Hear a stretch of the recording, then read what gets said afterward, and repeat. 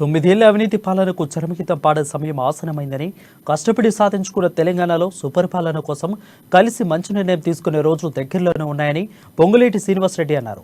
Ponguleti camp కార్యాలయంలో అవతరణ దినోత్సవ వేడుకలు ఘనంగా నిర్వహించారు.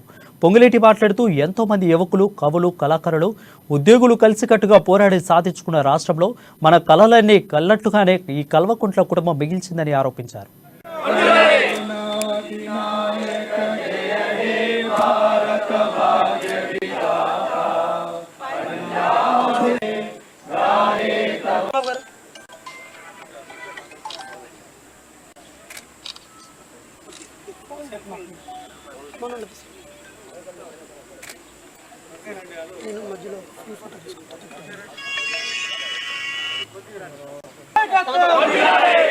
ఆశా జ్యోతి శ్రీనివాసరెడ్డి గారి నాయకత్వం,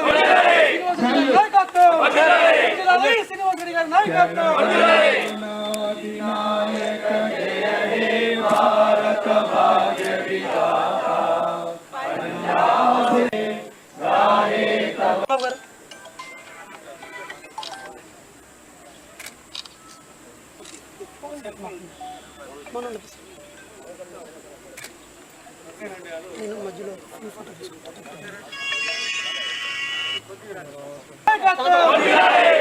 ఆశా జ్యోతి శ్రీనివాసరెడ్డి గారి నాయకత్వం, శ్రీనివాసరెడ్డి గారి నాయకత్వం.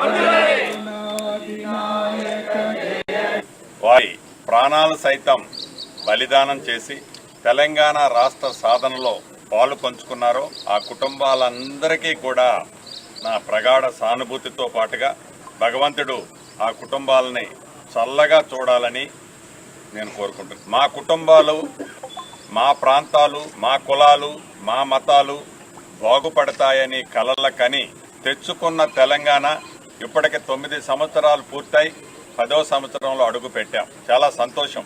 కానీ తెలంగాణ బిడ్డల కలలు ఏవైతే ఉన్నాయో కలలు కలలలాగానే మిగిలిపోయాయి.